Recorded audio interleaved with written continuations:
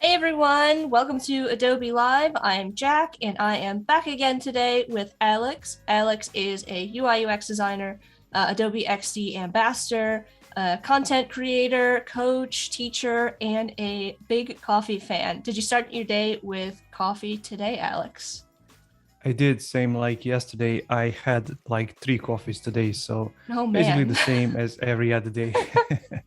You are ready to go. If you are over on YouTube, come on over to Behance, behance.net/Adobe Live. That's where we will be answering your questions. We might ask you all questions in the chat. Looks like we've got a lot of folks joining us today already. We've got Oliver, we've got Katerina, Shamant, Corey, Annika. Welcome, everyone. Before us today was an Illustrator Creative Challenge with Julia Vaca. That's every weekday at 11:30 a.m. Pacific. Be sure to join the challenges. There's a new prompt every day. We also had day 2 with Anna Duhay with illustrating for print, but now it is time for a coffee break.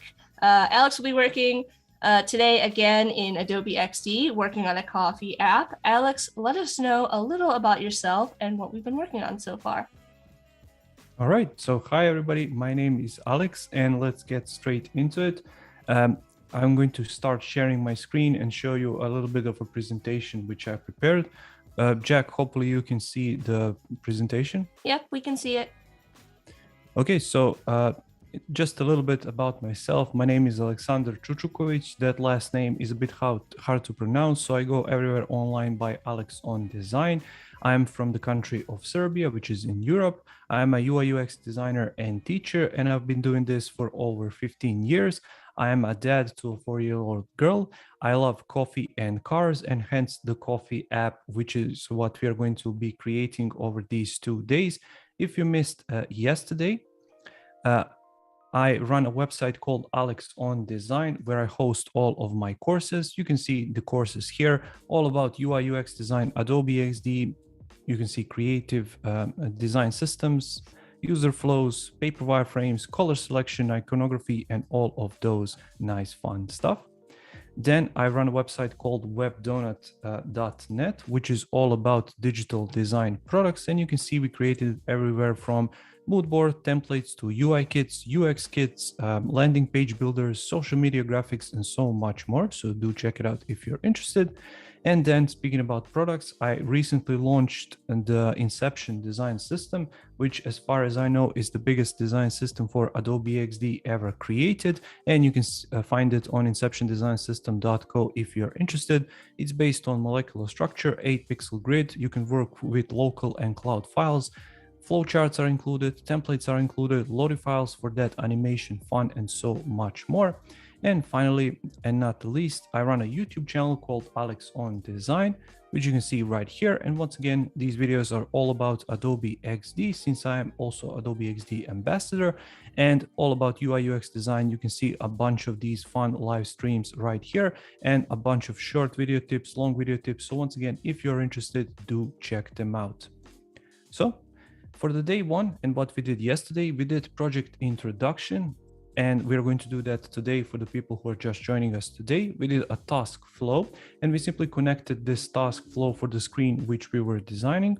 Then we moved on to paper wireframes and I showed you the wireframes which I created on paper. And finally, we created wireframes inside of Adobe XD. And today for the day 2, I'm going to run through project introduction once again for all of you folks who are just joining us today. Then we're going to move on to design and turning those wireframes in XD that we created into design. by bringing in images, a lot more color, and some small details here and there. And finally, we're going to wrap up this 2-day live stream with prototyping. We are going to add some nice animations and transitions and bring this project to life. So let's get started and let me show you what we are going to be working on. So the project name is Coffee Love, and it's basically a local coffee shop that wants to expand from a physical location to mobile app and reach a wider audience through custom coffee experience and fast delivery. Basically just a small mom and pop shop. They have just one physical location and they want to broaden their reach by creating this mobile app experience. The main goal of the app is to provide a tailored coffee ordering experience and delivery with upsell of additions and suites, so users will hopefully come back and order every single day. So it's not just let's order espresso every day, but more focused towards creating that personalized and tailored coffee experience that a lot of people like.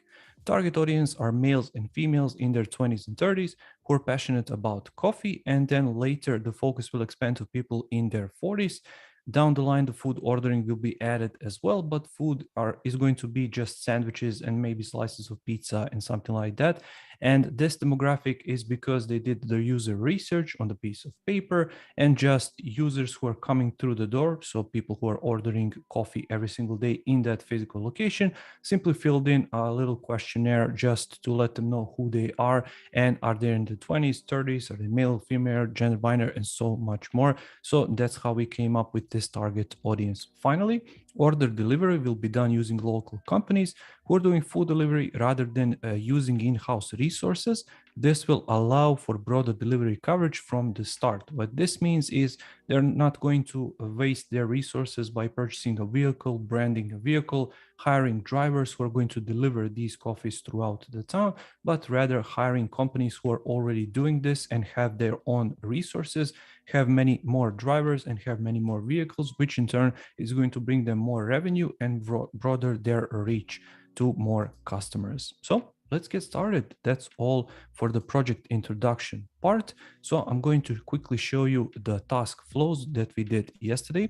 So these are all the screens which we kind of planned out. And if you want, you can check out the replay on Behance just to see what we did yesterday. But basically we did just these 9 screens, and all of these other screens were suggested by the chat, who were nice enough to give me suggestions about all of these other screens, which should be designed in the ideal case, but we're just focusing on these 9 screens just because of the time constraints.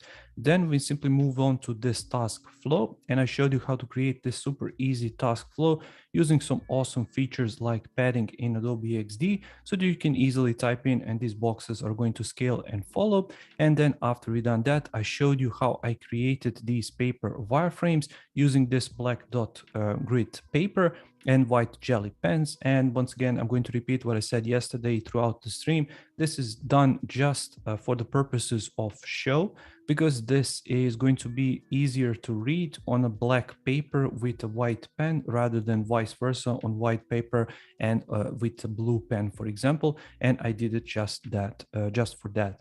Then finally, we moved on to these wireframes and we created these 9 screens, which I mentioned. And I'm going to simply enter a prototype just to show you what we created. So we have this first screen, second screen, and third screen, which are walkthrough screens. And then after these screens comes a login screen and sign up screen, which are basically exactly the same. The only difference is we have a name field right here for the sign up screen. Then after that, we moved on to the home screen, where you can see all most popular coffees. Here you can click craft your coffee to go to the next screen. Here you can search for a favorite coffee, and here are the upsells like cookies and sweets. And finally, this is the main and key screen of this app, which is to tailor your experience for coffee. So you can choose your coffee, you can select the size, and we created these cards so you can swipe left and right to see all sorts of different selections. You can choose milk, additions, sweets, and this price is going to update in real time, which is what we're hopefully going to do today. Finally, this is the checkout screen with what you have selected with the price right here. And at the end, order confirmation screen, which we mentioned yesterday, is really important. So that's it for yesterday. What we're going to do today, as I mentioned, is we're going to do the design. So usually when I'm designing, I like to simply put images and colors right here on these screens. But for this live stream, just for the presentational purposes and just to show you what we're going to create, I'm going to simply duplicate these screens like so, and then work on the design here, just so at the end of the stream, we can wrap up and show what we did yesterday and what we did today. So that's basically it. And now let's get started. So Jack, let me know if there are some comments coming in. Yeah, we've got a couple of people joining again from yesterday. Ruben and Badro Bob are both here. Potato is joining, so welcome back, everybody. Let us know if you are in the chat, let us know if you're a coffee fan, if you are prefer tea or maybe energy drinks to get your caffeine fix. Let us know. And yeah, Alex is going to get started working on the designs here. We do have an artist spotlight coming up today, about an hour and a half in. So at 1:30 p.m. Pacific time, we're going to spotlight somebody's work from the community. If you'd like to be picked for a future spotlight, or if you would like to recommend someone that you know or whose work you really admire, feel free to submit. There is a tab right above the chat that you can switch over to and submit somebody to be featured in the artist spotlight in the future. So Laura, what I'm doing right here. Oh, go ahead. Hi, Laura. I'm just removing the borders from these circles because I'm going to apply this gradient, which I'm going to show you right here. So I picked this gradient and I'm going to actually show you the colors. It's super simple linear gradient, and you can see these colors right here. So you can use them if you want to. Lighter is right here, darker is right here, and it's just linear from bottom to top. And I picked these colors just for it sort of reminds me of nature. So you have this green color and you have this sort of mint color inside, sort of reminds me of leaves, and it's going to allow for images to pop a little bit more, and it's going to basically give us this separation for images between image and the background. So that's basically it. And I'm going to apply the same gradients to all of these circles. And I'm just clicking right here. So you're doing this for like a contrast, essentially? Exactly. And I have this gradient saved right here in my document assets. Yeah, it looks like you're making pretty like heavy use of that document assets panel over there. You've got your colors, you've got your character styles, got some components set up. Is that typically how you kind of work? For every single project. And great thing about it, you can see I have all of these icons saved, is you can create groups, which is especially important if you're working with design systems where you have a bunch of these different groups, like let's say buttons. So you're going to have button with straight corners, with rounded corners, big button, middle button, small button. So it's really important to group them into separate groups. And that's what this asset panel allows you to do. It's super simple to do. And I'm going to show you an example right here. So this is our gradient, which I just showed you. So for example, if I decide to change it to something different, let's say something a bit darker and lighter right here, all you need to do is simply select your element. This can be either a button, as I mentioned, or a color, or if you want to add components, you can do so right here, for character styles right here, and for the colors right here. So simply use this plus, and it's going to add your new gradient right here. And in order for you to apply that gradient anywhere on your document, you can select your item, click, and it's going to apply. It's simple as that. And the great thing about it is, let's actually get rid of it. So hit delete. I'm going to apply this one. If you want, now that we have it applied throughout our document, if you want to make a quick adjustment, you can hit edit. And then, for example, this one, when I hit apply, it's going to actually apply throughout our document wherever this color is selected, and you can see it applied in real time. But I'm going to go back to how things were previously. Yeah, you can also export out that document assets there as a library, or import a library into that document assets panel there. If you were working with like an external brand and you wanted to pull in those colors from another library that you have already set up. That's nice of you to mention libraries, because I'm actually going to use a different library for my assets, for my images. So I have it right here. It's called Coffee Love Assets, and it's just something which I imported previously and prepared for this live stream. Once again, just for the time's sake. So here you can create your groups, and you can name your groups, for example, either icons or images or whatever, or you can separate them by screens or web pages, depending on what you're working on. But in my case, you can see I selected them like so. So I have my coffee images, I have my home screen, I have my milk additions, and so much more. So now I'm going to start applying these images and opening them in. But before I do, I just want to show you really quickly. I'm going to create an artboard, 1920 by 1080. And I'm going to come right here and call it mood board. And I'm going to simply create a rectangle, something like this, maybe a bit smaller.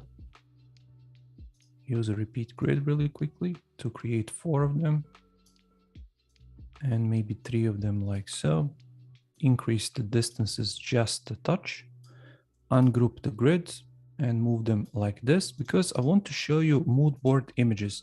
Now these images are all taken from Dribbble, and you can go to Dribbble and find all of these awesome images for your inspiration. And I also recommend to check out Behance, because you can quite easily save this to Behance. I don't usually do this, but I wanted to show you this for this particular project just as an option in XD, because I think it can be quite fun, especially if you're sharing this with your clients. So you can quite easily do this. You can see I have all of these images saved in this library, and I can quite easily share this library with my clients, with my teammates, with whoever else on the team. And here are all of the designs which I was using to inspire myself before I started creating this app. And right here you can see a tutorial which was done by Howard Pinsky, and I think you can find it on his YouTube channel. And basically this is how super simple it is to create all of these mood boards. And I'm also going to create some sort of a color scheme. So let's get rid of this. I'm going to use this for, let's say, this gray one, just so that you can see it. You can also put it in a group, include a stack, and then come right here and duplicate it and increase the distance to, let's say, 24. And you can duplicate it a few times, and then simply come to these swatches and select any color that you might like. For example, I don't know, I like this orange color, let's say, or this green color. And by doing this and by using this approach, you can simply get into the mood of whatever the project you are working on, because every project obviously is different. Every team is different. For some projects, you're going to be working with more serious colors.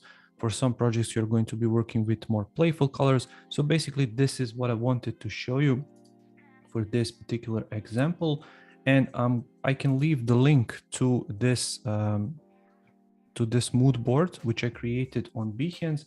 But basically, simply search for coffee images, and all of these images which I showed you right here are going to pop up. So I'm going to leave this somewhere around here so it's not distracting, and let's go back to our design. Yeah, Wade is sharing a link to Howard's YouTube, so thanks for that, Wade. And Thanks, Samuel has a question for us. People say it's not a good idea to use Flutter for client production. Would you agree? Should it be coded from scratch? So Flutter is like an export plugin for XD that lets you kind of export out code. And I don't know if you have any experience with that, or if you have any thoughts around that, Alex. Before I answer that, I just want to touch up on these assets. These assets can be created quite easily, because you can download free mockups from internet and use Photoshop, for example, just to create a mockup like this. So you can see just this logo, which we were using yesterday, and you can simply snap it to here. You can use coffee images to pour inside and create something like this, but you can see it has a really nice effect for your image. In terms of Flutter, my answer to that is always, if your client has resources, if they have time, if they have a big budget, big team, everything is, in my opinion, always better if it is coded from scratch. because you can create completely new architecture, completely new code, completely new structure, but that's really rarely the case, especially in today's environment where things are changing all the time really quickly. So, that's just my opinion. So if you can, if your client has big budget, if they have a big team, then sure, go for it. Code everything from scratch. Don't export anything using plugins. But that's really rarely going to be the case, because in majority of cases, especially these days, these big teams are creating design systems, and design systems are super easy to maintain, super easy to scale, super easy to organize and share between teammates. So basically, it's all really up to your client and who are you working for. Yeah, absolutely. And you have options as well. We touched on a little bit yesterday, Webflow, and how you can use sort of these page Exactly. builders if you have to do it yourself, or the client doesn't have a budget for a developer team, depending on your comfort level with learning. There is obviously a bit of a learning curve, but also an option for you. Yeah. And now you were touching on these here. You use Photoshop mockups to just kind of quickly put the brand on some of these products here to get some product shots in the app. Yeah. And this is especially useful. Once again, we're going back to that budget. If your clients have limited budget, and you can do something like this using Adobe stock assets, you can find free assets online, and you can simply combine, let's say for this particular example, I combined this image of coffee beans on the ground and this coffee cup to create one element, basically, because this coffee cup is created as a sort of PNG, so it has this transparent background right here at the bottom. Then I exported that from Photoshop, imported it in Adobe XD, tested it out after it was working. Then I imported it to this custom library which I created for this project, and now I can simply use it and reuse it throughout my document like so. Nice. Yeah, and those libraries, those assets in those libraries work across all Adobe software. So, for example, if you wanted to create like a social post, you could pull those branded assets into like something like Creative Cloud Express and create like a social post with a product mockup, to kind of advertise the app. It's also great. You can use it in After Effects. You can use it in Adobe Dimension, for example. And Dimension is actually really great for this sort of stuff, for the product shots, for the product setup, because if you have something like a logo, you can quite easily take a 3D model, put it into Dimension, and then simply take this logo, bring it into Dimension, apply it, and then save it out as a transparent PNG, for example, and then bring it back into XD or Photoshop or whatever to put it into screen for this particular case. Yeah, definitely.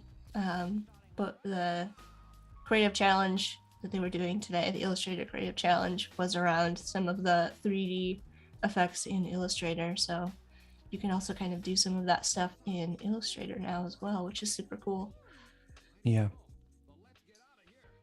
Val is joining. Val says, I'm really loving the blue color in with the coffee shades. So that contrasting pop of blue. Yeah. So I'm going to select these three elements. So basically I just used this background circle, Control D or Command D, put it on top, called it mask. And then I'm going to select all three, Shift, Control or Command M to put it inside of a mask. And this is going to allow for this precision movement and precision measures. So it's going to show me measures of this circle rather than measures of this image, because you can see the bounds of this image are far wider than the bounds of this mask, which is going to allow just for easier movement. That's basically it. Handy trick there.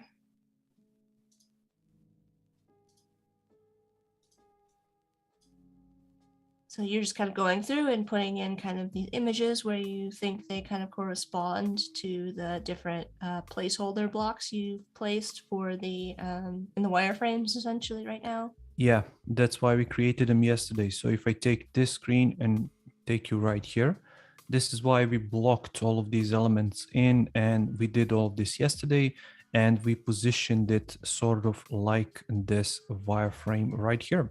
So you can see craft your coffee, cookies and sweets. And if I take you right here, we have craft your coffee, cookies and sweets. So this coffee can be just a plain mug of coffee like it is in this case, or you can, for example, put an image of a person, let's say preparing the coffee, or a coffee making machine or something like that. But I just decided for the ease of use to simply include the cup of coffee right here. And because I have all of these placeholders right here with names of coffees included inside, I'm just going to go and include all of these coffees inside. So I have my coffee images here, and you can see that they correspond well with these names right here. And this is just going to save me a bunch of time. And we spoke about it yesterday about how important it is to name your layers, because it can really quite easily bite you at the end of the project. And you can see it right here. So it's just a matter of selecting, finding espresso right here, dragging and dropping, and then moving on to another image, rather than this being called image slash 123 slash whatever, and then I have to open it up and see what it is, try to understand is it going to go here or somewhere else. So it's just a nightmare. It's much easier to just name your layers, and you're going to work much faster that way. It's also handy that you have named all of those items in your list there, so you can know exactly which, kind of images you want to pull for these. I mean, do you find that to be something that you do often? You prefer to have like that real copy put in there versus lorem ipsum? It really depends. For my personal projects, yes, every single time. But for the client projects, depending on the deadline, if they really have a short deadline, I really try to just put lorem ipsum inside until, like, let's say development comes or something like that. Or on some projects, we don't even name the layers. We just hand over this to developers to develop. But I really like to name my layers. And you can see, for example, let's take this case. So we have espresso right here. We have espresso right here. We have espresso right here. So if I switch to my layers panel, you can see that what it is selected right here. So this image placeholder is also called espresso. So I have this option right here. I can mark it for export. Just click right here, or I can select it, and I think it's right here. There it is. So I can mark it for export right here. So later on, if I decide to export this asset or share it with developers using share and then share for development, all I need to do is simply mark it there, or export it directly to my desktop or some folder by hitting Control or Command E. And from there, I can use PNG, SVG, PDF, JPEG, all that good stuff. And I can also export it in various different sizes for various different use cases. So you can see for the web, for the iOS, for the Android, and all of those come with different settings. So if I select iOS and go for, let's say, JPEG, you can see it's going to export with this quality, you can change all these things. Or if I switch here to PNG once again, and then go back to Android, it's going to export as all of these. So basically it just varies from a platform you're going to use these images on. So now that this is completed, and we have this good morning Jack text right here, which I included for this stream, I'm going to move on to this screen, which is sort of our main screen for this app. But actually, before I do, I have some small elements which I'm going to include. They're just going to be scattered around all of these images, and it's just going to give us a bit of visual interest, let's call it that. So I'm going to move this all the way to the back, go right here, and I have my small elements included inside. So just a coffee bean, for example. So I'm going to place it right here and lower it down in size, maybe something like this. And then I have these lines. Whoops, not that. So just don't drag and drop into the place of an existing image. It's just going to replace it. maybe roughly around here. Then I have my green leaf, which I'm going to place roughly around here. And all of these are PNGs, except this one. This is SVG actually. And they are just lines which I created in XD using pen tool. So now that I have them placed right here, I'm going to actually select them and call them small elements. And position them just above my image so that I can easily copy them, place them right here on this one, which is just going to give us that nice effect when we start with the transitions in a little bit. And here on this one, I'm actually going to move this one right here and rotate it just a touch. And then move this one maybe right here and rotate it as well. And finally use this leaf, position it right here, and maybe rotate it slightly to here. Yeah, so you're just adding those little elements there to kind of match the, first of all, the kind of like general look and feel of the brand, but also adding some of that like dynamic motion, like in the first image of that coffee that's like really splashing out of the cup. It feels very like there's movement happening. You're kind of like implying some movement. And because we included the text, perfect start of your day. So pouring of the coffee into the cup, coffee tailored to your taste. So just sort of a hero image of a coffee, and then delivered fresh to your door. Obviously, coffee delivery service in sort of paper cups and stuff like that. Welcome to Coffee Love. So here we have these two, which are basically the same as this one, just the coffee cup and the coffee inside is a little bit different. And then here we have organic coffee. So once again, leaves and coffee into bag. And all of these obviously correspond to what they are saying. So really super easy, super simple. And now let's get to this one. So here I'm just going to go and include all of my coffee images inside and then move on to sizes, milk, additions, and sweets. The chat is talking about Badger Bob is asking if anybody gets pain from using a mouse. Do you use a mouse? Do you use a trackpad, Alex? Do you use a drawing tablet? What do you tend to use when you work? What I can give you as an advice is to invest money into a good mouse. So right now I'm using Logitech MX Master 2S. I know there is a 3 outside, so I can show it right here. And it has this place for your thumb, and it's really ergonomically shaped. So you cannot see it really well, but just Google MX Master mouse, and it's really good. And since I've been using it, I didn't have any wrist pain. And also I can recommend these, which I sort of forgot. Yeah, Carpio. This thing is called Carpio. Hopefully it's going to go into focus, something like this. No. Yeah, there we go. So basically this thing, you just place your wrist on it, and it's sort of kind of like 2 sponges. And I have a video on my YouTube channel. You can check it out, just not to waste too much time on this live stream. But basically what you do, you place it on your table, you place your wrist on it, and it's sort of a wrist rest, and it works really well. And since I had this mouse and this wrist rest, I didn't have any wrist pain. So you can try it out. Mouse is a bit on the pricier side, but these things are really not. I think they're like 20 bucks or something like that. So they really do help, and you have my recommendation if you want to check it out. I don't think I've ever seen those before. Are they called? They're called Carpio. Yeah, with a C. With a C.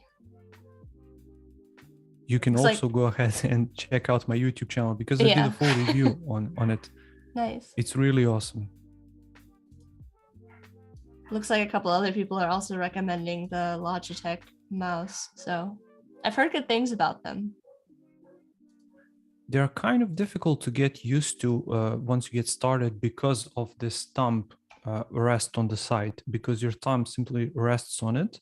So it's kind of difficult for the first few days, but then after you get used to it, kind of like all of these things, it's really ergonomical, and it's really useful to have it to rest your thumb on it. So highly recommended. Here you can see I just used the same image, basically increased it 3 times, and I have to say that I stole that idea from Howard Pinsky. You can see that he used the same approach right there, so hopefully he won't mind for this particular live stream. But basically, it's really easy approach to show to your users and for them to understand what you try to portray. And here, because we have none, and I want people to be able to select no milk, because some people don't want any milk, they don't want any additions, and they don't want any sweets. So basically they can just select coffee and size of the coffee.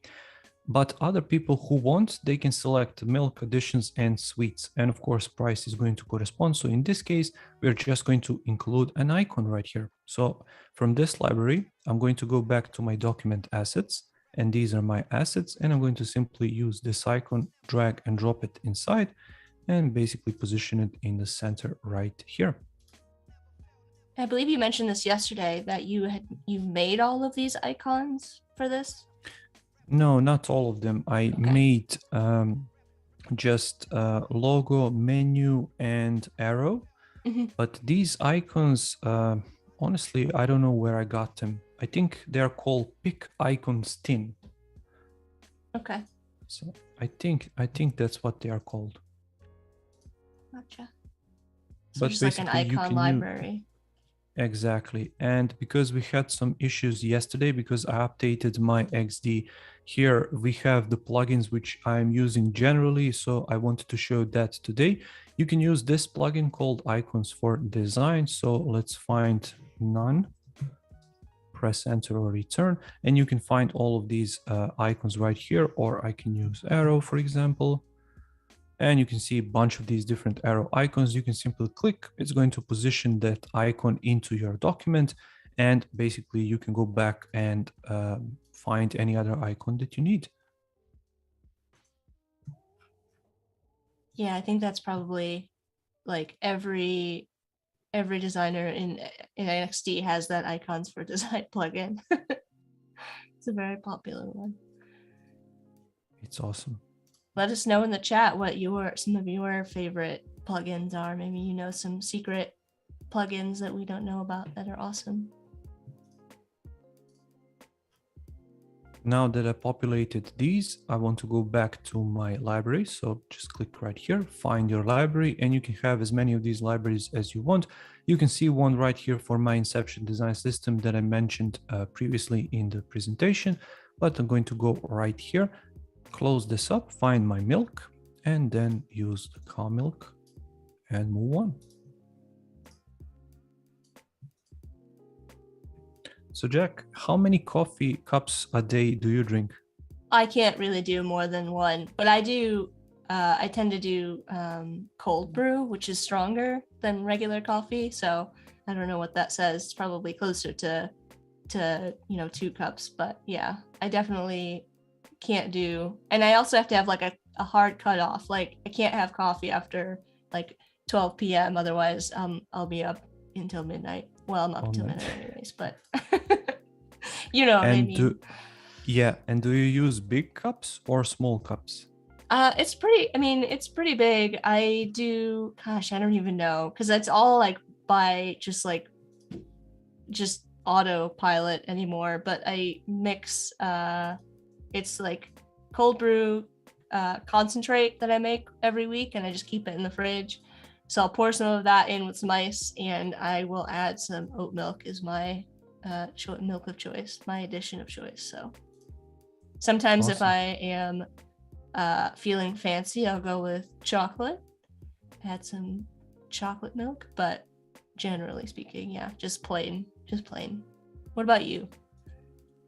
When I say I drink 3 coffees, usually I drink 2, but my cups are like this, so really small. And when I add milk, that's further going to reduce the strength of coffee, I think. So it's really not that bad as it sounds, but I usually drink 2 a day. Yeah, the size of mine, I don't know. I drink it out of this, it's like a mason jar it's like with like the coffee brand that I like. on the outside. So it's probably like 10 ounces, I want to say. So there you go.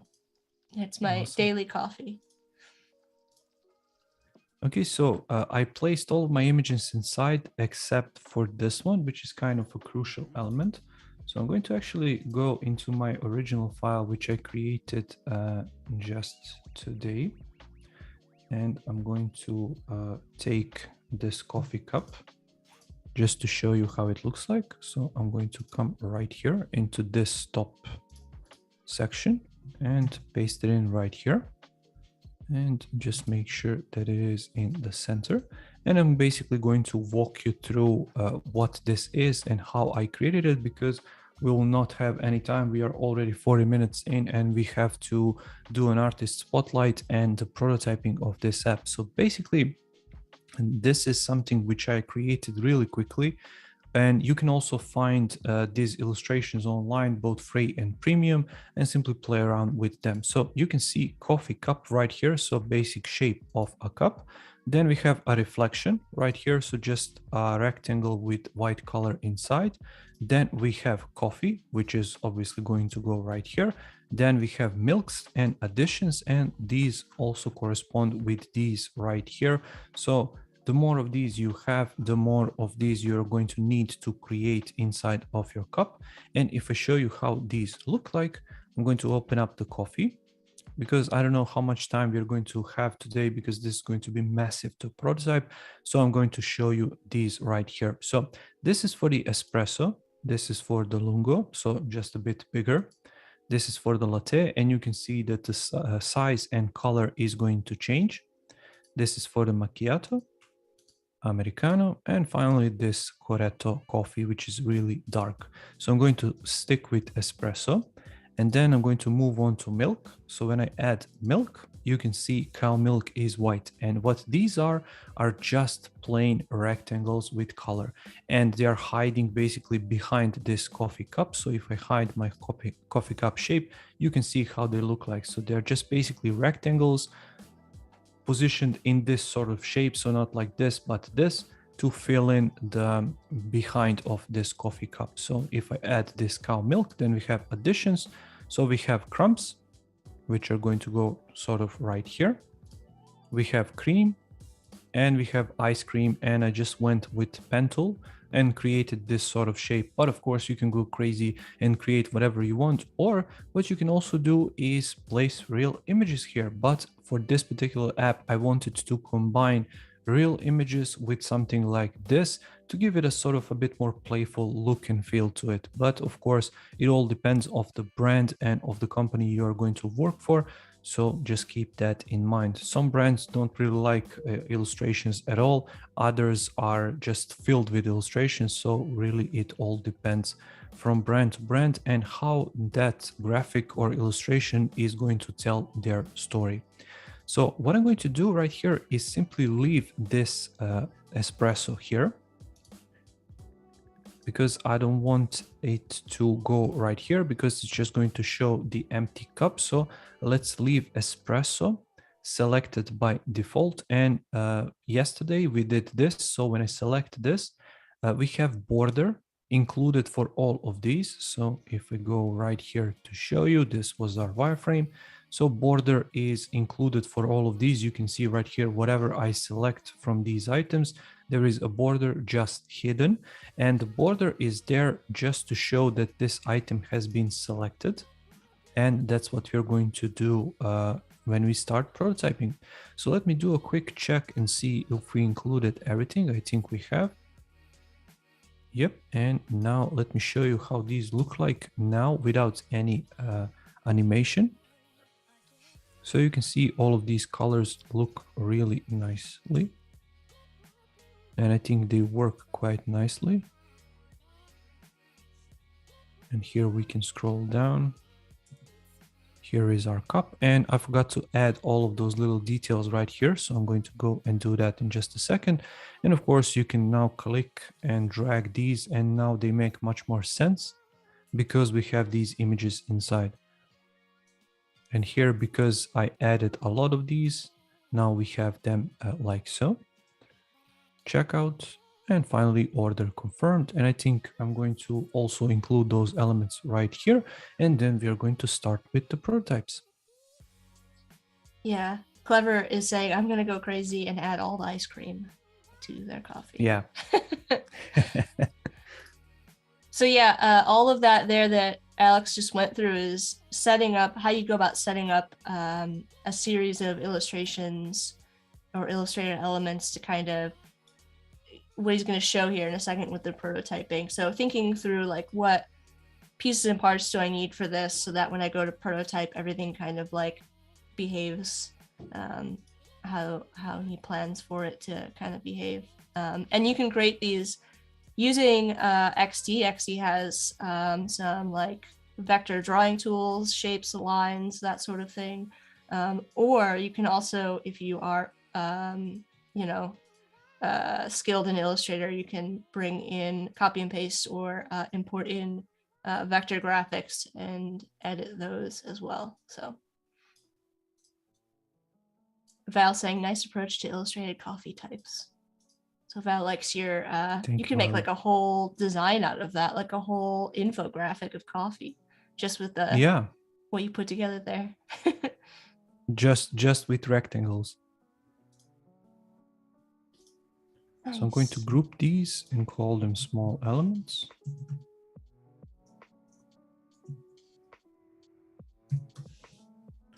Hit Control C and come right here. Position them right here and then just adjust them. Yeah, I think there's I believe there's at least one that I know of, if not a few, XD creative challenges that kind of go over setting up kind of like these rectangles and hiding and showing them to animate. If you guys go and check out the XD creative challenges, you can give it a go and try setting it up your own kind of prototype similar to this. Okay, so now that we have everything in place, we can actually start with the prototype. So I'm going to go and close all of these folders so I'm not confused by them, and actually start with prototyping. Because these are going to stay basically as they are, just this screen is going to change. So what I'm going to do for this case, you can see this line right here, which is actually the height of our screen. So this blue dotted line with this handle at the end. So this is just the height of all of these screens in the regular size. So 428 with 926. I just extended these in order for me to be able to scroll down. What I'm going to do here is come inside for all of these selections and then come right here and turn them into vertical scroll. And I'm going to actually adjust and find my top section. Here it is. I'm going to drag a quick guide and see where it is. It sort of disappeared. Let's try that again. So nope, here it is. I don't know why it disappeared. So I'm going to extend this to this guide, and I can go ahead and now remove this guide because I don't need it anymore. And what this is going to allow me to do is basically just have this scroll up to this point. And for this bottom point, I'm actually going to move this up all the way to here until it meets with this line right here at the bottom. And then I'm going to use this scroll group and I'm going to call it, let's say, selections, like so. And I'm going to make sure that I have my padding at the bottom. So let's see, right, this is top. Here we go. I'm going to leave the padding of 24 and you can see that padding right here. And I'm going to select this selection and bring it all the way to here. So to this top line of this bottom bar. And now I'm going to select the artboard name and basically reduce the size to here. And this is what we spoke about yesterday. Yeah. This annoying option in XD. Hopefully they are going to fix it. So now when I preview, you can see that now all of it is in view. So when I start scrolling down, you can see all of these sections, they are now just in this visible part. So that's the awesome option with these scroll groups. And of course, all of these still work for themselves. So now basically we are ready to include all of these different options and to start prototyping. So I'm going to start with this first screen and switch over to my prototype mode. And what I'm going to do is basically use a drag feature, or you can do a tap. So you can actually use both. So I can select this one and drag it to here. And I can use tap and auto animate. And I want to use auto animate because we have these same elements inside. Majority of them are the same, like the text, background circle, these elements. Just the coffee images are going to be different. I'm going to use ease out and let's see 0.4 seconds. And simply click here and drag. And it's going to transition from this screen to this screen using the same settings that I use for this first one. And then use the same for this third one. Let's see how that's going to look like. And actually we can preview it straight away. So when I click right here, you can see they are changing, but I think they are changing a bit too quickly. So I'm actually going to adjust this to 0.8, for example. 0.8 and 0.8, just to find the sweet spot which works. So now I think they work much better. Yeah, and you have those are moving because you've all named them the same on each one of your artboards. Exactly, they are in the same spot. They have exactly the same layer names, and I just changed their positions. So this is our first one, and you can just pay attention, for example, to this coffee bean, how it rotates, how it changes depending on where I put it. And now we have all of these different options. What we also need is to use this skip, and I'm going to skip to my sign in screen. And here, instead of auto animate, what we can do is, let's say, transition. And I'm going to use slide up maybe. Ease out 0.8, I think it works fine. And this is a great option with XD. It's going to remember what you did the previous time and basically just going to speed up your process.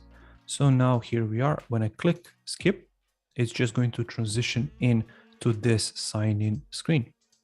And what I also want to show you is drag. So you can select the entire artboard, click and drag this blue handle. Instead of tap, use drag.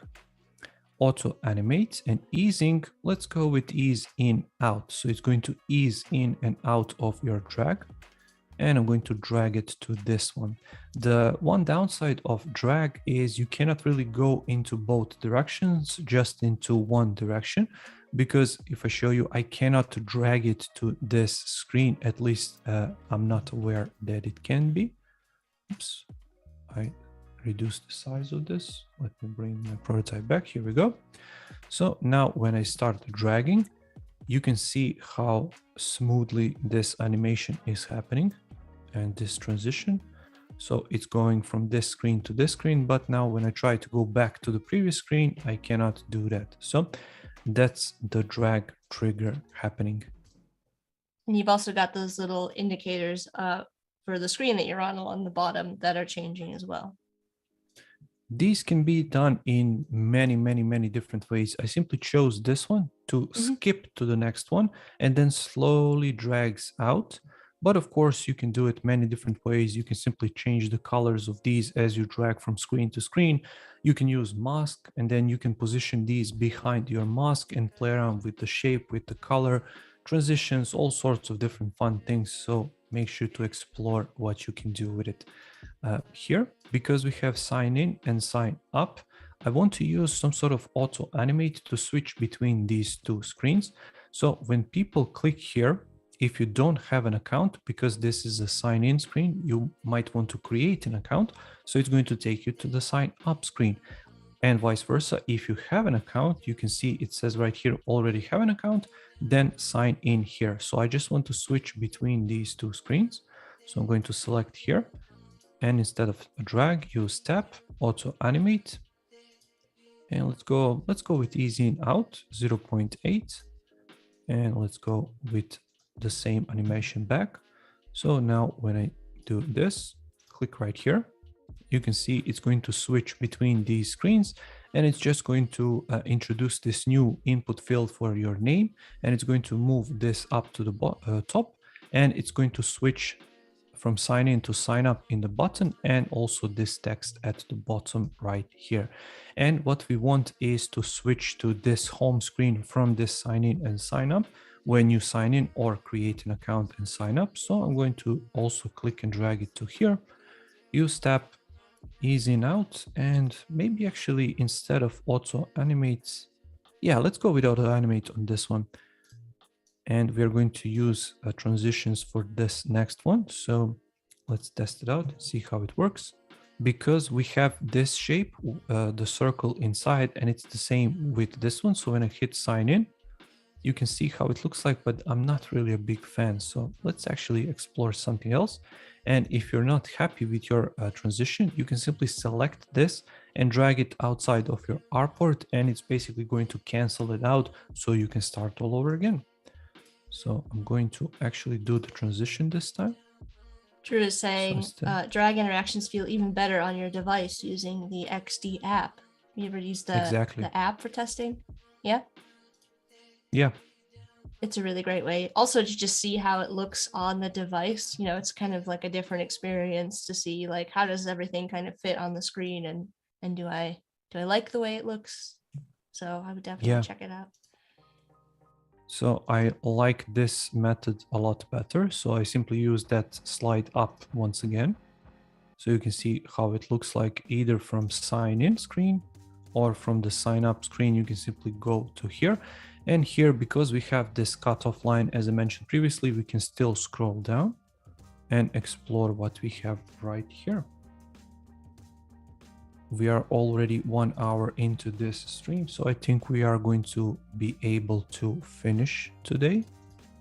So from here, what I want is when they tap this craft your coffee, for them to go to this particular screen, and this screen is going to take up majority of our time today because I want to show you as many of these transitions as possible, which I just mentioned for the coffee, for the milk, and all of these different things. And of course we have to add a few elements here back in our design, which I'm going to show you. But before that, let's click here, drag here, and what I want to do is use the transition, but instead of slide up, maybe we can slide left and see how that looks like. So when I tap right here, it's going to slide. Go ahead. No, go ahead, Jack. Oh, like Alex said, we are an hour in, so we do have a half an hour until that artist spotlight. So be sure to submit if you want to be featured, or if somebody you whose work you love, you want to have them featured during the artist spotlight. Be sure to click that tab above the chat to submit someone. And also, if you're just joining us, Alex is working on a app design for a coffee app called Coffee Love that we are working through some prototyping on. So here I'm going to finish it off by going, let's say, slide up. So let's test out the entire flow without this customize order design screen. So as you might remember, we can drag, or we can tap, or we can skip to go to these screens. You can click sign in and sign up to switch between these screens if you have or don't have an account. Then you can click sign in, it's going to take you to this screen. You can search, you can select one of these, you can select most popular coffee or craft your coffee. You're going to now work on this screen.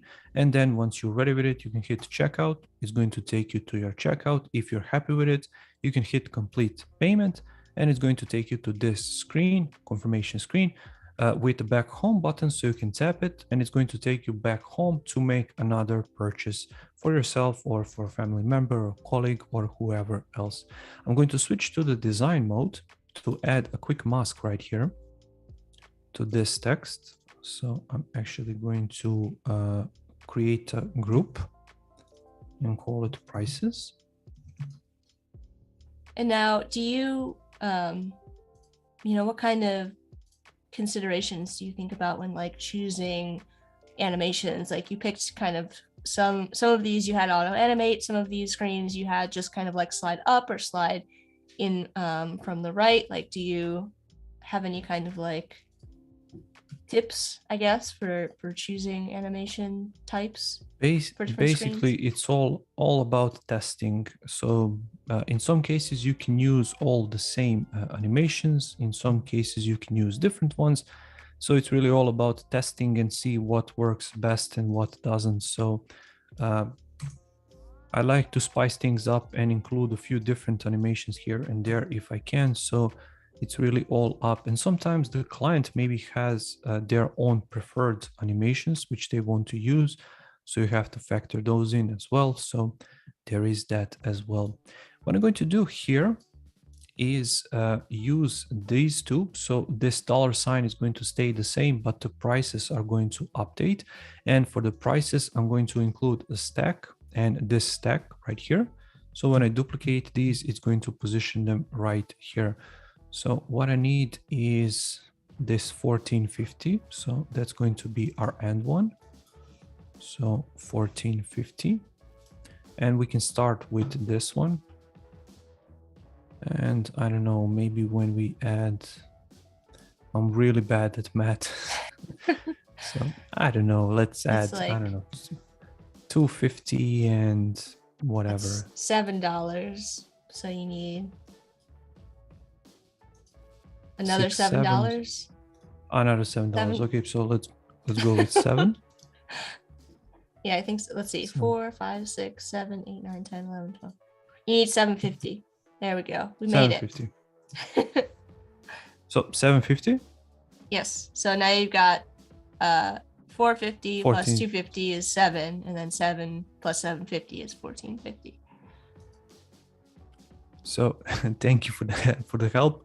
No problem. Now that that's completed, let's create a quick rectangle around here. Just make sure to have the width of 1450 covered, and I'm going to call it mask. And no, not the preview. And I'm going to position it right here, or I can even put it inside of my folder.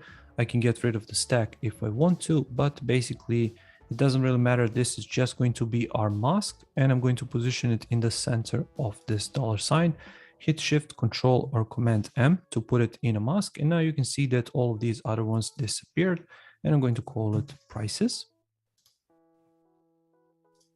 Val has a question. Have you ever received animations from a client they wanted you to use, but those animations were very low quality or they did not match the brand? And if so, how did you handle that situation?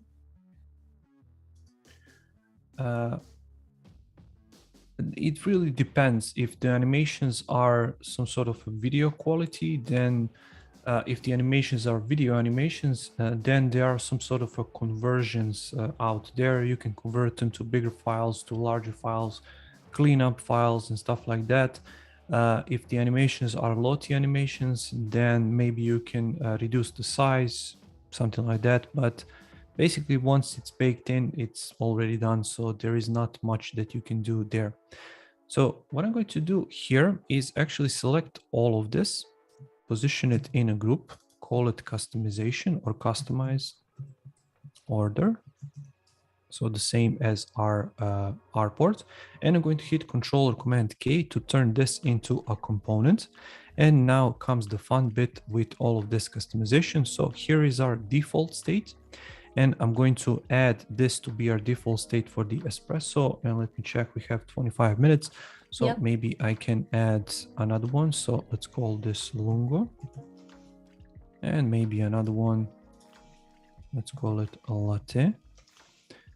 And then we are going to go back to espresso, let's say, because I have to determine our flow and how our flow is going to look like. So you can see that right here, we are going to select espresso for the coffee. We are going to select the medium for the size, soy milk for the milk, we will not have any of these additions, and we are going to select the cookie. So basically we want to select all of these. So when we do, the price is going to correspond, and we are going to have the same items that we selected here in the checkout as well, corresponding with the price and all of these things which we added. Hopefully this makes sense. 514, yeah. So let's go and do that. For the default state, we already have this selected. For the lungo, I'm going to jump in right here, basically hide espresso, show lungo. There we go. And for the latte, I'm going to jump in right here and show the latte. And then you could go through and make more states for each of those Exactly. options if you wanted to. Exactly. And I can actually, let's actually wire them up. So switch to prototype. And I'm going to select that entire box. So let's see where we are. We are in the default state. So I want to click on these two, and let's use coffee.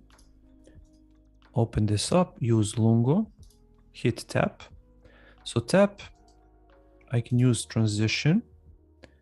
Animation, I will have none, because I want it to be instant. I don't want any transitions in between, because that can lead to some different elements and different bugs in between, because you want this process to look beautiful, but to be as fast as possible. And this is going to take me, so transition, I'm going to choose latte here. And for this one, I'm going to choose transition, and it's going to take me to lungo. There we go. Then I'm going to switch to lungo, and in this one, it's going to show the lungo, but it's going to, we're going to remove this border. So switch back to our design, select our lungo component state, select this espresso, get rid of the border, and now show the same border on lungo, just to show to your users that now this one is selected.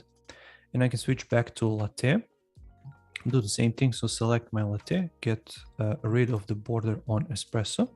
There we go.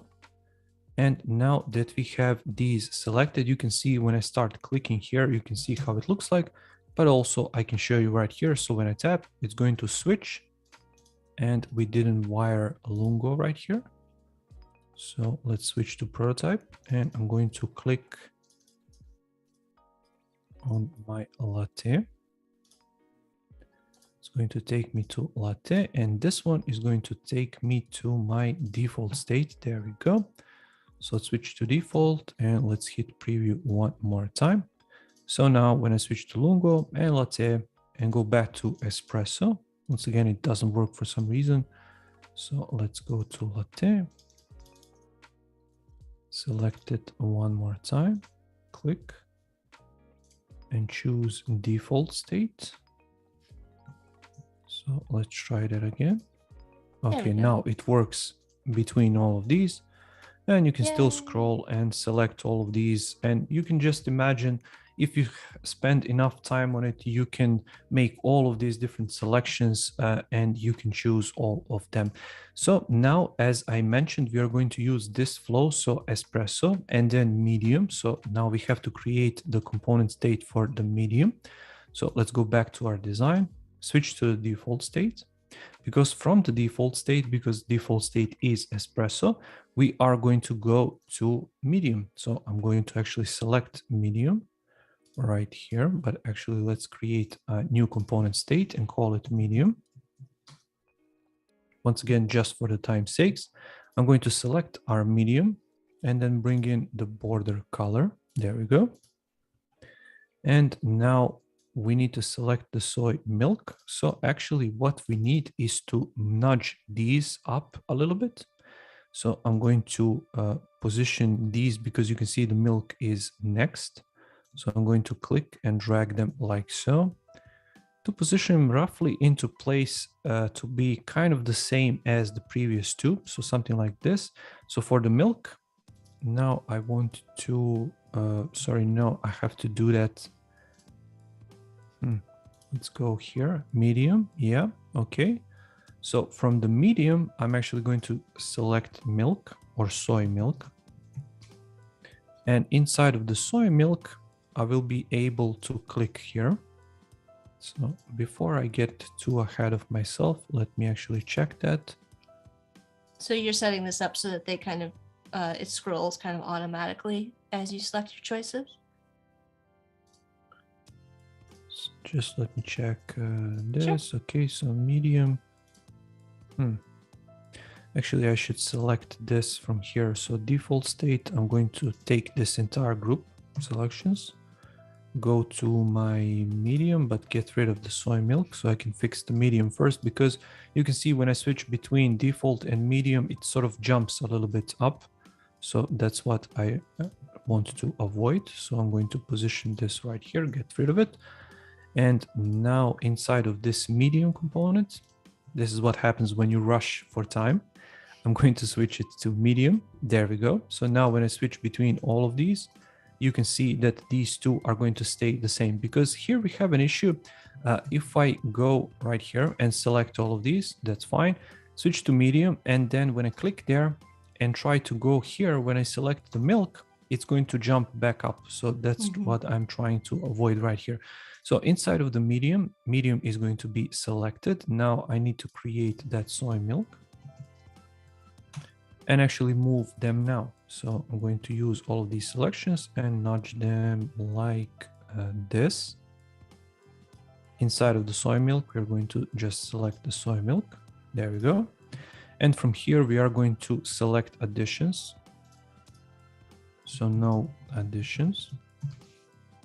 Inside of no additions, I'm going to select this none option. And then from here, we will have to create another state for the sweets. So let's go with cookie.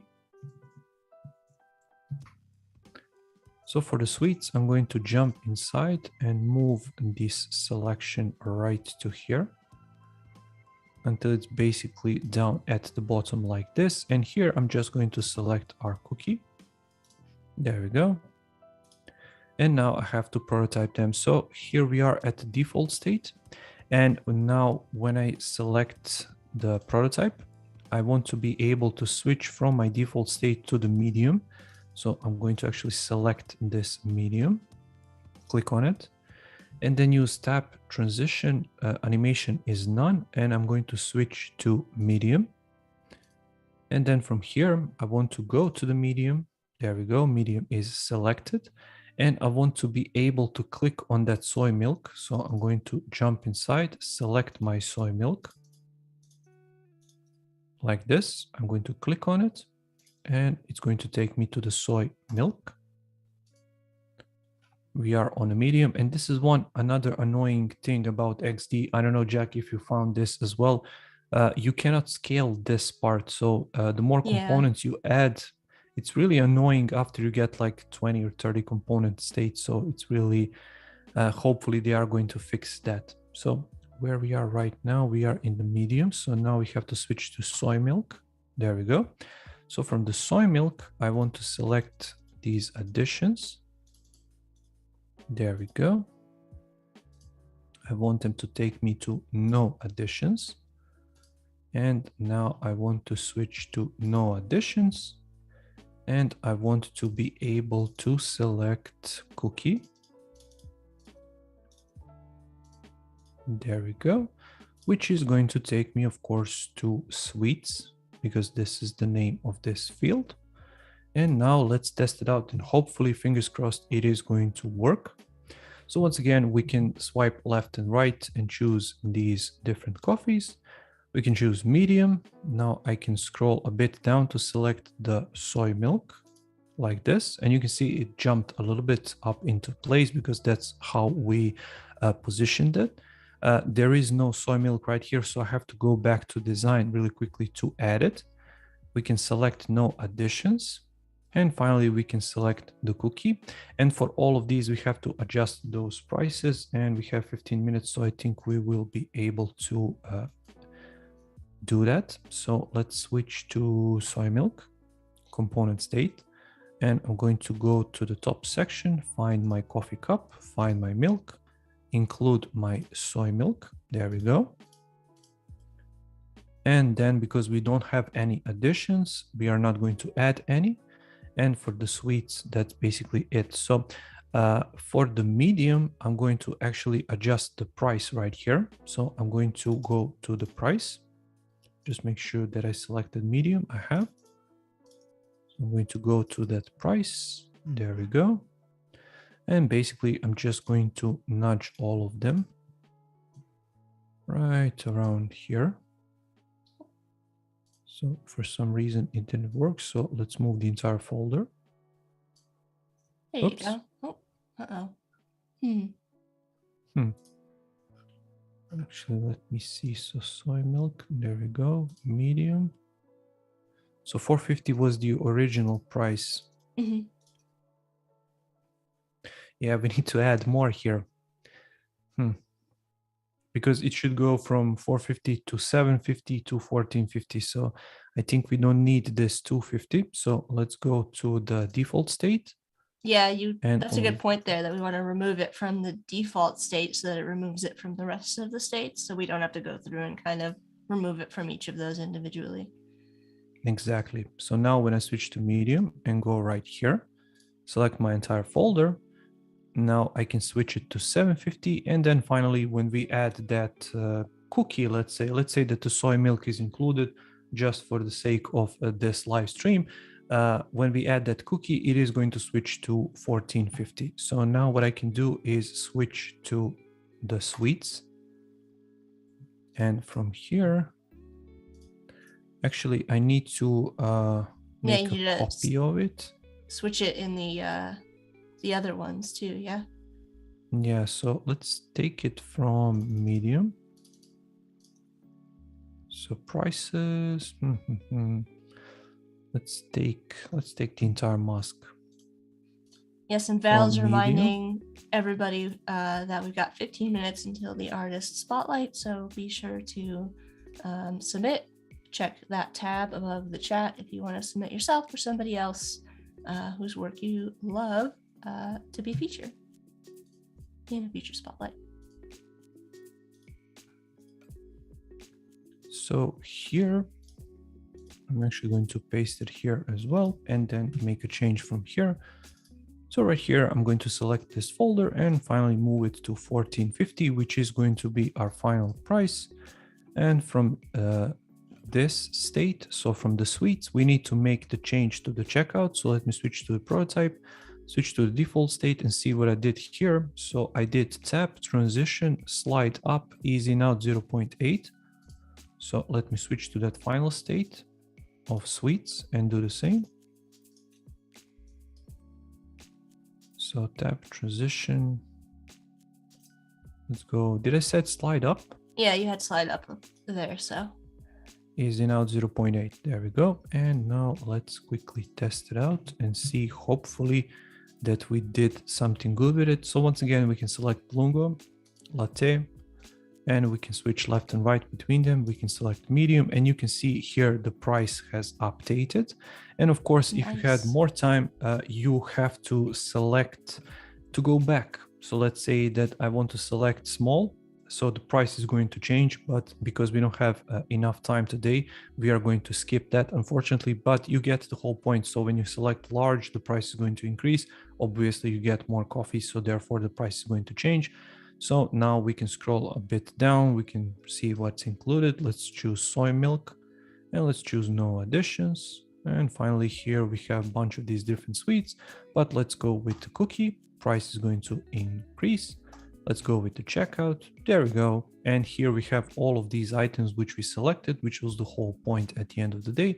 And finally, I can hit complete payment and go back home and start all over again. So that's pretty much it for now. Yeah, I had a question about the prototyping here. So we kind of did like a single sort of user flow through this. Is this something that at this point you would share with like a client so they could get an idea of the look and the feel, just kind of like just creating those that prototype that goes through a specific set of options essentially? Ideally, you would switch to prototype and then click right here and then prototype these. So basically do exactly the same that we did. So let's actually remove this select this entire artboard and select, let's say, drag, because that's what we did right here. Then select this drag. You know, the whole point here is to connect all of these screens between each other. So I think we did tap, auto animate, easing. Let's go with ease out 0.8. And then we can do the same right here. So tap, auto animate, because I just want to show you that now when I switch to share, you can see that these screens are connected because they are part of the same flow. But if I go back to the prototype and then click right here, I can click here to have a different flow. And now when I switch to share, you can see that this flow is selected. So why this is important is because we mentioned yesterday, when you start creating these paper wireframes, which I showed you right here, you can include them into artboard, which I showed in yesterday's live stream, and then you can share that artboard with your client, so you can truly get feedback every step of the way. You can then share this with your for the design review to get feedback on your designs or prototype. You can share this for development. So this is where that mark for export option is going to come in handy, because you can share it with your developers and they can get these assets straight away. They can download them and use them straight away. And when you share for development, developers are going to see the various distances between all of your elements in your screens or on your pages. You can share this as a presentation. You can see it's optimized for presenting your design. For example, this is really useful if you are sharing this with stakeholders in a meeting, let's say on a big screen or something like that. So it's really useful to have it. We have user testing, so it's ideal for testing your prototype. And finally, we have custom, so you can customize all of these different options. For user testing, it's really useful to hide these controls. So usually in these prototypes for Adobe XD, you have these controls like home. So home in this case is this screen because we marked it and this is the start of our flow. So it's always going to go to this screen when you tap home. And you can mark that and hide that inside of the user testing mode, just to test how easy it is for users to figure out how to go back to a certain screen. And basically this just hides the navigation like tap points, so users don't see where they can tap. Basically they have to figure that out for themselves. So it's really useful to test something like that. Inside of the development, of course, developers can get CSS code. They can get all of these components and component states, all of these assets which we mentioned. And for design review, which is the sort of first thing which you're going to approach, is basically for your clients and stakeholders. They can leave you feedback because this can be shared as an online link. They can simply drag these pins inside of your design and pinpoint exactly to what they want you to change. And of course, you can switch between these and you can name your flow. So let's go right here and call this wireframe.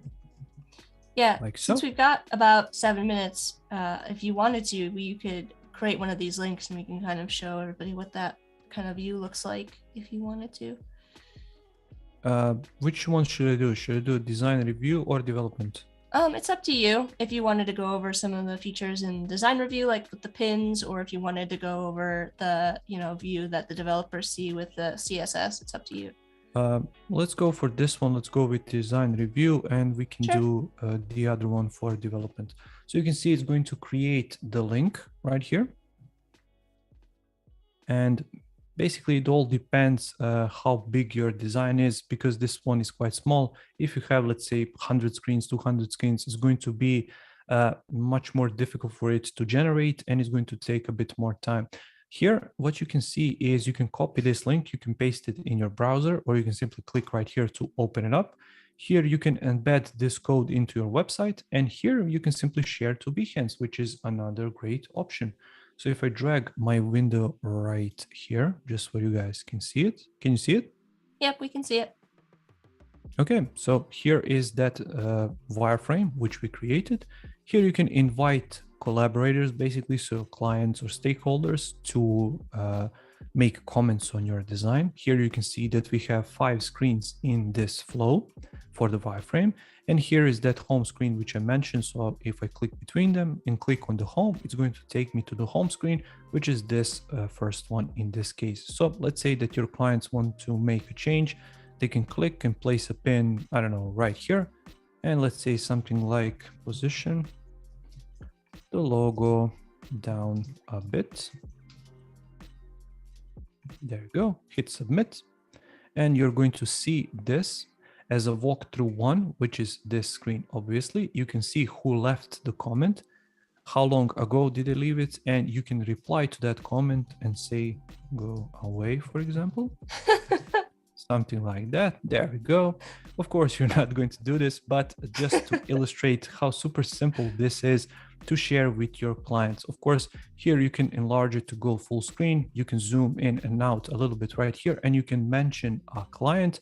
Just hit this at symbol, and you can mention, because sometimes in these projects you can have multiple clients leaving you feedback. So depending on who you want for to receive this feedback, you would mention this sort of person. So let me see, we have 5 more minutes, so maybe I can share this for development. And here is that export option, because it knows that I selected iPhone artboard size. So it's giving me this option to export for iOS, and I can include downloadable assets, but because we are short for time, I didn't include any. And here you can see anyone with the link. You can only share this with only invited people and anyone with the password. So when I hit create link, it's going to take just a bit more time. Obviously, we are connected to the live stream, so it's taking a bit of the bandwidth, but hopefully it's going to create it in a short while. Yeah, Val saying the sharing and feedback features are so great.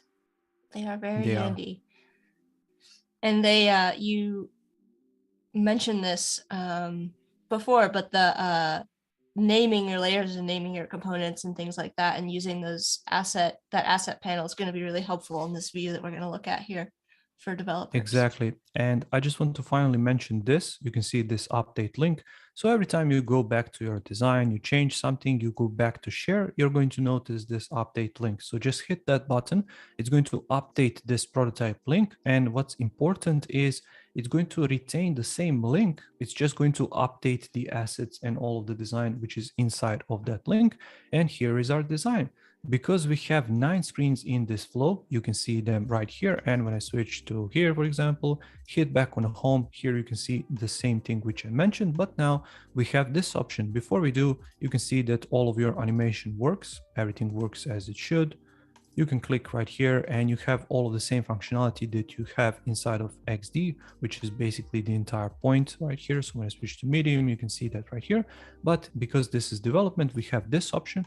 So when I click right here, you can see the screen details. So viewport size, design size, you can see all of the colors which I use, and conveniently it gives us the hex codes, which I can simply click and it can copy this color to clipboard. They can paste it in the code editor. Character styles, so which character styles have I used, and you can click right here to switch between points, pixels, and DEP. And interactions, so we have tab, transition, and the state for soy milk. So I can click on that component, it's going to show me all of the different states, and I can even switch between these different states right here directly in my browser to show these different states. Here you can see the group, here you can see the appearance. So if you lower down the opacity to, let's say, 30% to some element or something like that, and when I switch between them, if there are some major changes, like let's say increase in viewport height or increase in, let's say, changing of the colors or something like that, it is going to show that. So here when I hit, you can see the distances. So now it's going to change whatever element you selected. So when I select, let's say, this arrow, it's going to show the distances when I hover between left, right, top, bottom, so all of these different elements. And when I select this image, you can see it's 96 pixels wide, 62 pixels high, and it is going to show me what I selected right here, hopefully. Yeah, so here we go. So we have corner radius, we have the color, we have the opacity, we have the interactions, animation, easing, duration, all of these different elements. And the rectangle is called small button BG. And if I switch back to my design and select this element, you can see it's also called small button BG for small button background. So there you go. That's how easy and super simple it is to share with clients, developers, and stakeholders. Should we now do the artist spotlight? It is time to switch over to the artist spotlight. So if you want to... All right, so here is There we our go. artist for today. Hopefully all of you can see it. We can see it. It's Mark Gerkules. Hopefully I'm pronouncing that correctly. If not, maybe Mark can Yeah, if you're correct here, us Mark, if let he's us watching. know. Let us know in the comments. So he is from Lezion, Israel. And you can check him out on the web right here. He is on this Israel Creatives team. And you can see a bunch of different links right here. So you can check him out. And he is a product designer at Artlist. I always love seeing these when people really build out their about section to like let people know not only like he's got a ton of links in here, but also just like a little bit about himself and the, his skills and kind of like some awards down there. It's really nice to see. That gives people a good idea of like, I don't know. I like to learn a little bit about the person, I also love the email address right here. So I can select this, copy and contact him directly from here. And there is also his website down there. And let's check out some of this work. So let's open up a few of these. And we can also see that he was featured in UI UX. And we can see some of these. So let's open this one. Yeah, Val just shared a link to Mark's Behance. Be sure to go and give Mark a follow. Give him a thumbs up on some of these projects. Let's hit appreciate. Yep. So here we have a website for Elementor 3.0 release. Do you work with Elementor at all? I didn't have the chance so far. I know what it is, but I didn't have the chance so far. Yeah, it's for those of you that don't know in the chat, it's a WordPress sort of page builder that you can use inside of WordPress. So looks like these are some designs for that. Or using Is it the sort of the same thing as Webflow or is it different? I would say it's a little bit different than it's similar but different because you're working inside of the WordPress ecosystem. So it's you're kind of using you're leveraging some of the structure that you get inside of WordPress with the sort of page builder view for building out your different sections and page content and stuff. So when you're finished with it, are you going to end up with a theme that you can use? Or is it just a page? So you're building, so Elementor has like it uses its own WordPress theme essentially that you're building on top of, but you can build out these different like blocks, I guess, inside of Elementor to reuse similar to a WordPress theme, if that makes sense. Yeah.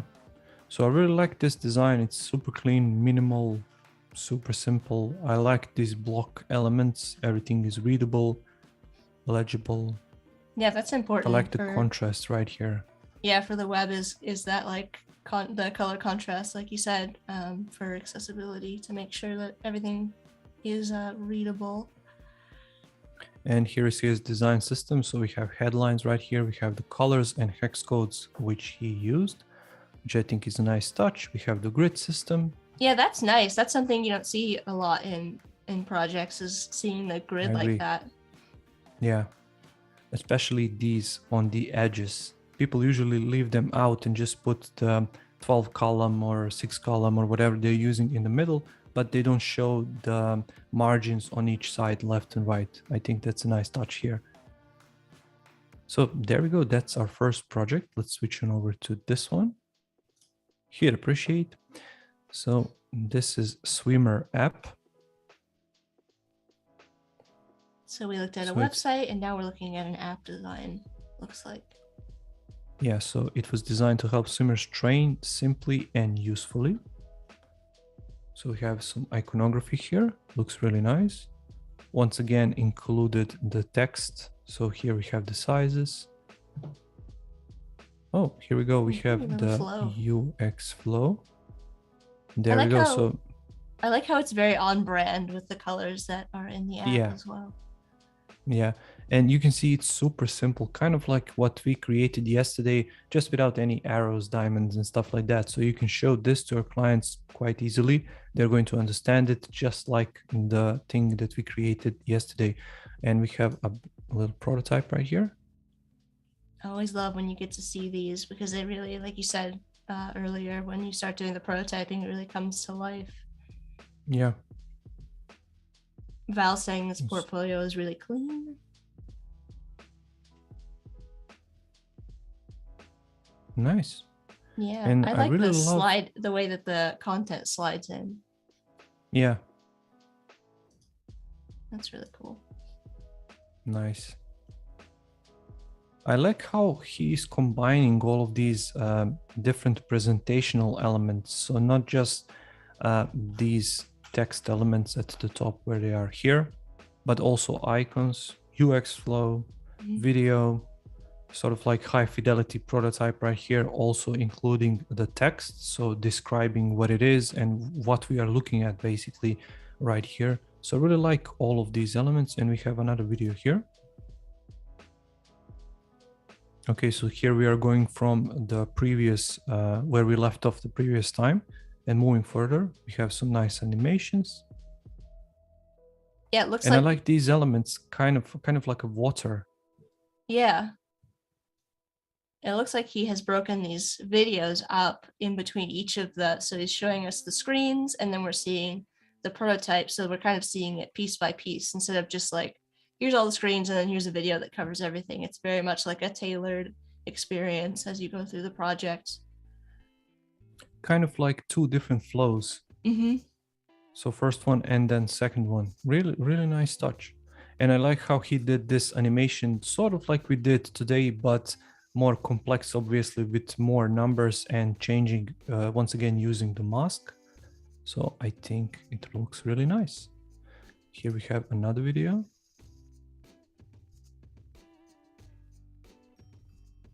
So just showing us the navigation and moving between different sections. So lovely. So these are these screens. Let's show another one. So here we have another project. So poster print app. So here, this is his mood board.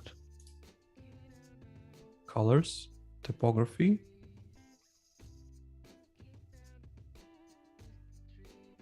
I like how these look like. Unfortunately, I cannot read Hebrew, but I like colors.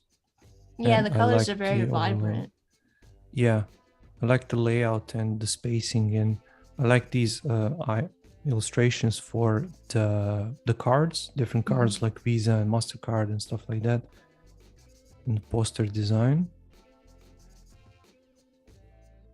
Oh, wow. This all looks lovely. Packaging. Yeah. Nice.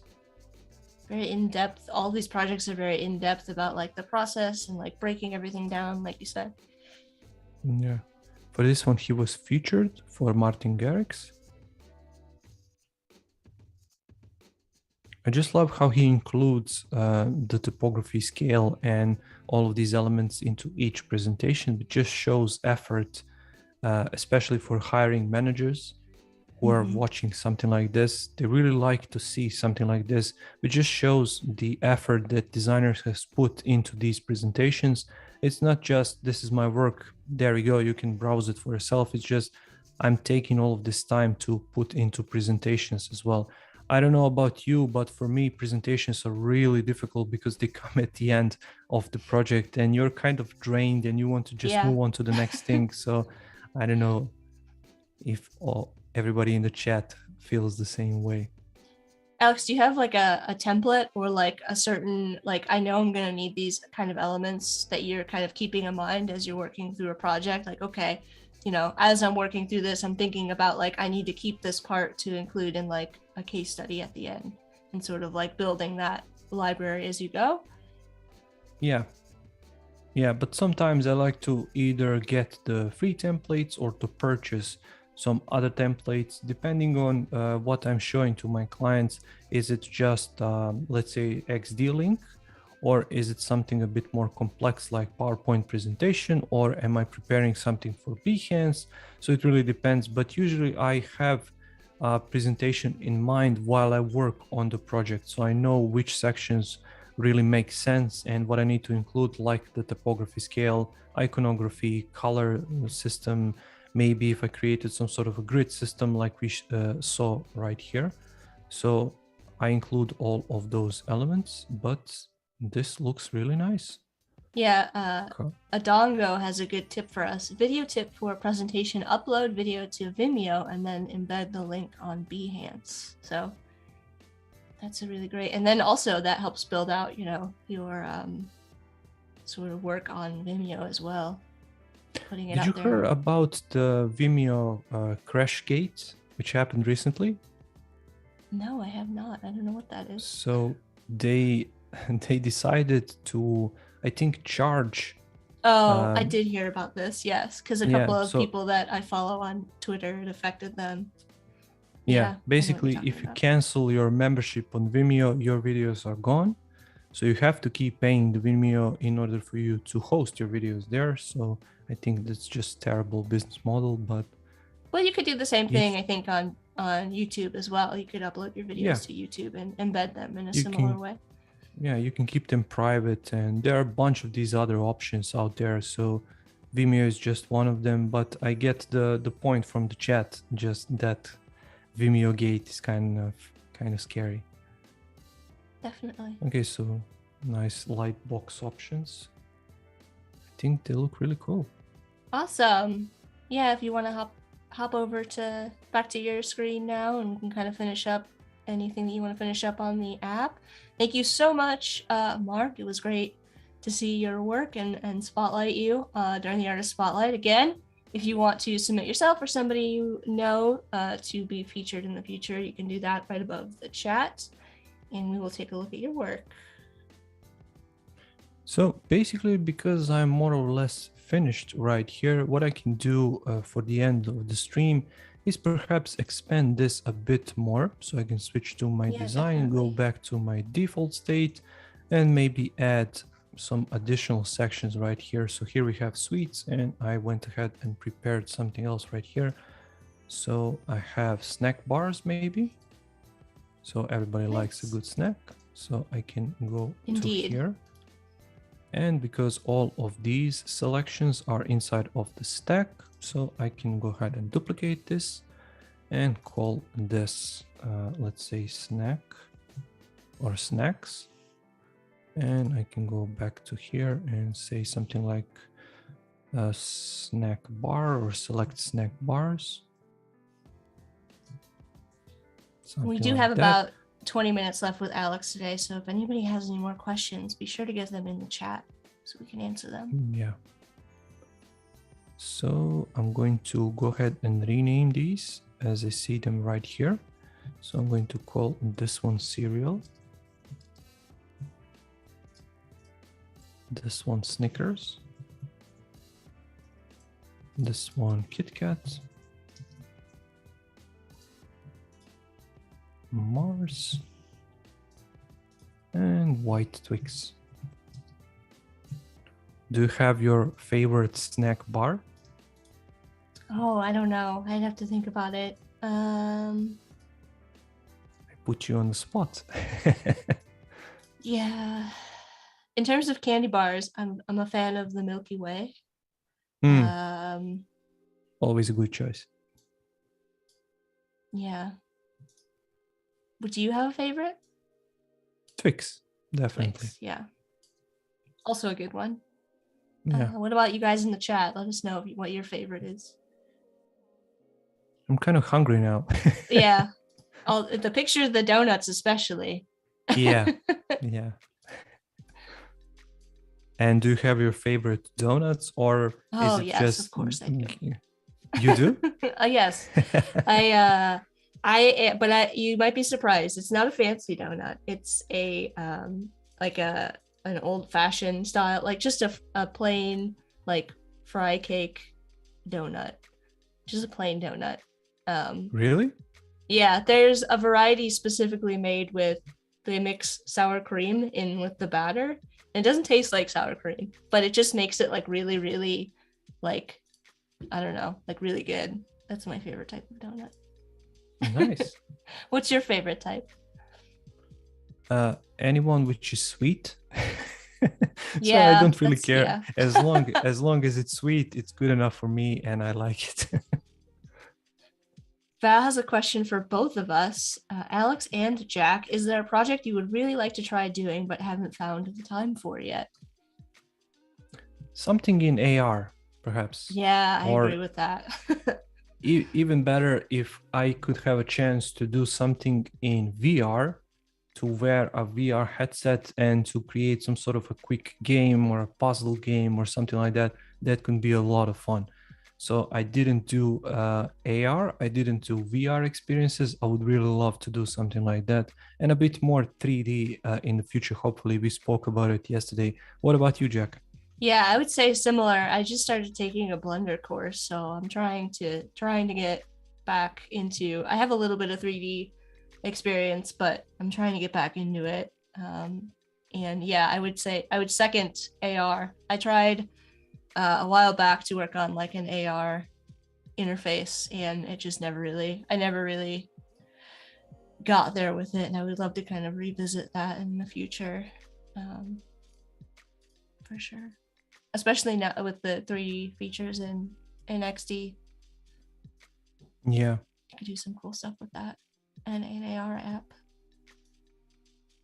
So there we go. Now we have these snack bars, but basically because we updated this, we would now have to go through the entire prototype.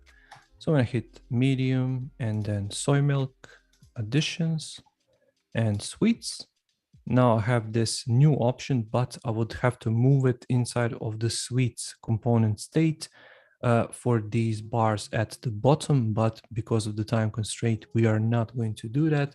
But we're just going to play around because we have still like 15 minutes or something like that. Actually, let me show you the original design, which I created for this live stream. So there it is. You can see it looks basically exactly the same as this one, but in this one, I included all of these other coffee variations. So you can see, just if you have a bit more time, you can play around with all of these and you can include many of these elements.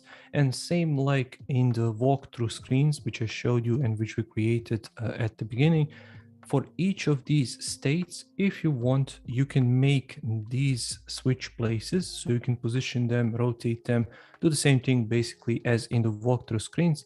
I think it's a bit much and it can take a bit much from the experience because these elements are just here for show. The coffee is the star of the show, basically, of this screen. So don't go too crazy with these elements.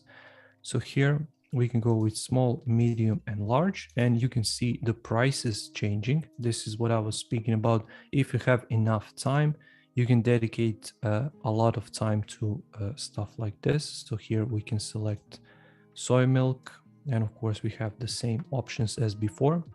I can go with no additions, and I can choose between all of these other ones. Cookie, you can see the price updated, hit checkout. Now in this example, I have the checkout going into this direction, so slide right, and in our new example, I have it in slide left. Complete payment, there we go. And I think I've wired something here, yeah, to go back to the first screen. So we can do that in our example. So what you can do is basically create a rectangle, any size. It doesn't have to be a rectangle, it can be circle, it can be whatever you want. And then you can lower down the opacity. You can put it on top of your elements, so it's not hidden behind your image or your other elements, and simply call it tap point. This tap point can be bigger or smaller. You can position it wherever you want. You can see these bounds right here. Switch to prototype mode. And what this is going to allow us to do is it's going to take us to any other screen which is not linked by button. So in this case, I want to take us to this screen.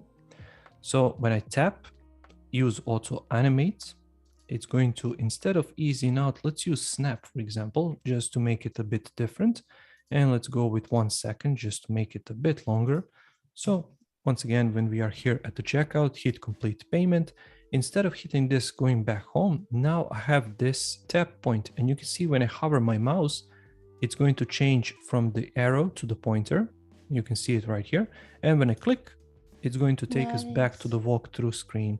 So that's just one quick tip, and it's really useful, especially when you're working with complex components with various different states. So it's going to save you a lot of time just to include this tap point, which is not visible, and it is there for you to show to the developers what you have in mind. Because of course in code, implementation is going to be a bit different, obviously, than in design, but some things that you cannot show in design, just use these tap points, and it's going to be quite easy for you to show your concepts and for developers to understand what they can implement later in code. So there we go. We can run through this, or I can go ahead and see if I prepared something else. What advice would you give to new designers? Somebody just starting out, either just starting out in UI UX, I guess, in general. The question I get most often, because I have these courses on my website and on various different online platforms, the question number one I get is from new designers is, how long is it going to take me to learn this? Is it going to take me, let's say, 6 months or 2 years, or how long does it going to take me? And I always respond to them, just be patient. It is going to come at the end, but just be patient, you know. Yeah. Nothing comes overnight. So I've been doing this for 15 years. I don't try to brag at all. I hate bragging. I really don't like it. But basically, everything in life takes time to master. So whatever you want to do, we mentioned 3D throughout today's live stream and yesterday's live stream. And it's something that both yourself and myself want to master a little bit more. But we have to practice. You have to put in hours. You have to invest hours. You have to learn. You have to learn all the time. Even XD. I'm showing XD on Adobe Live, which I'm incredibly grateful to show you the things I like to do, the skills I like to use when I work on these projects. But there are many other talented people which are vastly more talented than I am, just because they invested a lot more time than I am, and they have perhaps better approach than I do. So just invest a lot of time into your learning, and it's going to pay off at the end. Yeah, I think it can be frustrating for people just starting out. Then they have an idea in mind and they're struggling. I know that it's frustrating for me learning 3D. I have all these ideas I want, but I don't have yet the skills or the time, like you said, put into it to really like execute those as quickly as I want to. So I'll give you a perfect example. I was watching a tutorial and I wanted to create a low poly car, which is basically kind of like a boxed car 3D. So I used this tool called Spline, which is a free tool. You can find it online. It's really, really limited, but it's great because you can show it as sort of a web presentation, and you can include transitions just like you can in Adobe XD for hover, for click, for rotate, drag, and things like those. So I was watching a tutorial online and I was thinking, yeah, I got this. This is super simple. And I tried it and I failed miserably. I tried it for 3 hours. I couldn't get it done and I just left, because that just shows you have to practice every day. yeah. You have to show up every day, and you have to invest time and love into it. You cannot just expect to go into this field or any other field for that matter for money. If you don't love it, you're not going to succeed and you're just going to be miserable at the end of the day. So find what you love, invest a lot of time into it, invest a lot of effort into it. You're going to be good at the end of the day. I love that. That's a great message to kind of land on. Maybe you can walk us through what we've worked on the past 2 days from the Sure thing. So here we go. We have started with this, which is the coffee love. This is our imaginary project that we worked on yesterday and today. And the whole idea here was to create an app for a small coffee shop with just one physical location. They want to expand and create a mobile app to reach a broader audience. Then we moved into task flow. We decided which screens are primary screens and most important screens. We chose these 9 screens, and all of these other screens were suggested kindly by the chat. to include a bit later. Then we created a task flow to show how our users are going to move through the app. And then I showed you some paper wireframes, which I created, just some basic ideas as to where all of these various elements are going to go on each screen. Then we moved into wireframe yesterday, and we basically put all of these sketches in wireframe in Adobe XD, used some colors, created some buttons and some elements, dragged in some icons. And now today we created this design using these wireframes. And I also showed you this quick mood board, which you can find anywhere online. You can find inspiration, just pick some colors from it. And I also showed you how to save these colors right here to your colors palette. Simply click right here. Then I also showed you how to share all of these different flows, both for wireframe and for design, by simply coming right here and sharing them for your clients or developers. And finally, to wrap this day up, I think we have just enough time. Let's look at the prototype one last time. So here we included a drag trigger to switch between our walkthrough screens, left and right. We can skip to go to the login or click right here. Inside of the login, if you have your account, you can log in right here. If you don't, you can switch to sign up just to create your account. And then when you sign up, it's going to take you to the home page where it says good morning, Jack. And then you can find your coffee. You can search for coffee right here. You can tap to go to your experience. You can purchase cookies and sweets, find most popular coffees here. And then when you click right here, it's going to take you to this screen, which is the primary focus on this app, where you can focus on your All coffee. right, I think we've go got to to wrap checkout. up. Alex, thanks And there we go. for hanging out with us for the past 2 days, chat, and thanks so much, Alex, for sharing your process with us. Thank you. Make sure you go and follow Alex. I think Val has shared the links in the chat, and stay tuned for the Premiere Creative Challenge with Fabio Lara coming up next, followed by a new episode of Graphic Glow Up with Voodoo Val. Have a great day, everyone. Bye.